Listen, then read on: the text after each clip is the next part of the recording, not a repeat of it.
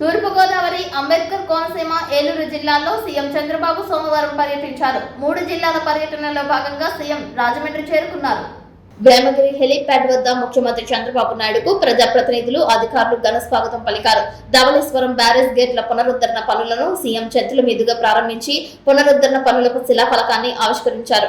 2014-2019 మధ్య కాలంలో ధవళేశ్వరం బ్యారేజ్ కి 58 కొత్త గేట్లను అమర్చిన నాటి టీడీపీ ప్రభుత్వం ఇప్పుడు సిడబ్ల్యూసీ సూచనల మేరకు మిగిలిన 117 గేట్లకు కొత్త గేట్లను అమర్చే పనులకు శ్రీకారం చుట్టినట్లు ముఖ్యమంత్రి చంద్రబాబు నాయుడు వెల్లడించారు.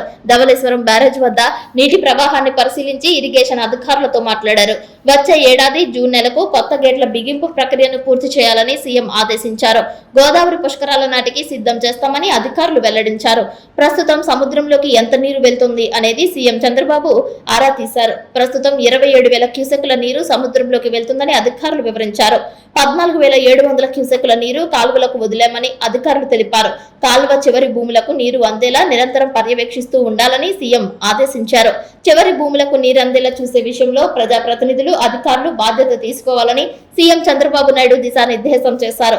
గోదావరి కోనసీమ అందాల సీమ అని పేరుందని దాన్ని నిలబెట్టుకోవాలని, కోనసీమకు రాయలసీమ పోటీగా వస్తుందని ప్రజాప్రతినిధులు తెలిపారు. చక్కటి ఉద్యాన పంటలు రాయలసీమలో పండుతున్నాయని సీఎం తెలిపారు. పిచుకలంక గ్రామంలో రైతులతో ముఖాముఖి కార్యక్రమానికి ముఖ్యమంత్రి చంద్రబాబు హాజరయ్యారు. ఈ సందర్భంగా ముఖ్యమంత్రి మాట్లాడుతూ త్వరలో అఖండ గోదావరి ప్రాజెక్టును తీసుకొస్తామని, గోదావరి పుష్కరాల కంటే ముందే పోలవరం పూర్తి చేస్తామని, జాతికి అంకితం చేస్తామని అన్నారు. గోదావరి డెల్టాకు కీలకమైన ధవళేశ్వరం బ్యారేజ్ గేట్లను ఆధునీకరిస్తున్నామని, 152 కోట్ల రూపాయలతో 117 కొత్త గేట్లను బిగిస్తున్నామని, ధవళేశ్వరం బ్యారేజ్ ని సంరక్షిస్తామని అన్నారు. దేశానికి అన్నపూర్ణ అనే పేరు గోదావరి డెల్టాకు దక్కింది అంటే దానికి కారణం కాటన్ మహాశయుడేనని, కాటన్ బ్రిటిషర్ అయినా ఆయన్ను గుండెల్లో పెట్టుకుని ఊరూరా విగ్రహాలు పెట్టి ఆయనను పూజిస్తున్నామని అన్నారు. గోదావరిపై కొత్త బ్యారేజ్ ను ప్రారంభించింది ఆనాటి దివంగత ముఖ్యమంత్రి నందమూరి తారక రామారావేనని తెలిపారు.